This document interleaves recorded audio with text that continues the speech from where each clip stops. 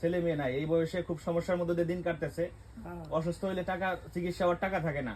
না হচ্ছে আপনি একটা কাজ করতে পারেন, আমি আপনাকে বলি যে এখানে যে স্কুল আছে না, হ্যাঁ স্কুলে ছোট ছোট বাচ্চারা পড়ে না, অবশ্যই। এখানে বৈশা দেখা গেছে আপনি 5 কেজি পেয়ারা আনলেন, ঠিক আছে, ওই মাখায় মাখায় বিক্রি করে না কাসন দিয়ে, হ্যাঁ হ্যাঁ আপনি মাখায় মাখায় বিক্রি করবেন। পাশাপাশি দেখা গেছে কিছু ঝালমুড়ি রাখবেন, ঠিক আছে, ঠিক আছে ঝালমুড়ি রাখা ওইখানে বেচা শুরু করেন। ইনশাল্লাহ দেখি আপনার আমি আরেকটু ইয়ে করা যায় কিনা, বুঝছেন। ঠিক আছে এই হচ্ছে আপনার হচ্ছে 1000 টাকা আমি দিয়ে গেলাম, এই 500 এই 500 1000 টাকা আপনি হচ্ছে এটা দিয়ে শুরু করেন, বুঝছেন। ঠিক আছে এই স্কুলে আপনি যদি মনে করেন যে 5 কেজি পেয়ারা নিয়ে বসেন, 5 কেজি পেয়ার দাম 50 টাকা করে হলে 250 টাকা, আর 250 টাকার মশলাপাতি কিনবেন, কিনে হচ্ছে 500 টাকা নিয়ে ওইখানে বসেন, বসলে পারে ওইখান থেকে আপনার দিন শেষে 200 টাকা আসলেও আসবে।